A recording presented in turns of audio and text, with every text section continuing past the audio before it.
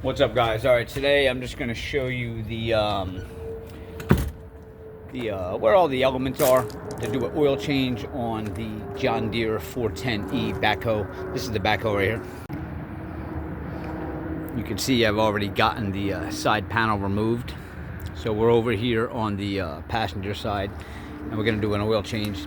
If you come underneath, right behind your front tire here, come straight in and look up right there. There's your oil filter. Now you don't have a whole lot of room here, so if you have an oil filter wrench that looks like this, you're gonna need one of these where the handle actually bends down, because if it's just straight, you don't have any turning room up there, and that oil filter is kind of recessed in there.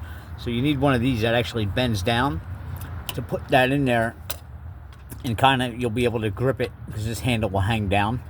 And once you have the oil filter off, this is what was on there. This is Napa 7243.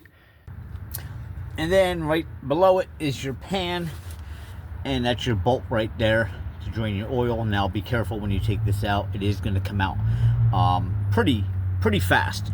And I would definitely have two of these pans ready, depending on how deep your pan is, because these will fill up really quick at the amount of oil that's in here and at the pace that it comes out. 15/16 socket. You'll turn it to the left. There we go. Now this thing, especially if it's warmed up and that oil is thinned out, it's going to come out pretty good. We want to have our second pan nearby in case this thing fills up. Oh, there we go, all over my hands. It comes out pretty fast. And you can see this bucket is filling quick. So, and then coming back up here with your side panel off, your dipstick is right here, and this is where you're going to fill your oil. It's right back behind your alternator here. Again, you're on your passenger side of the loader.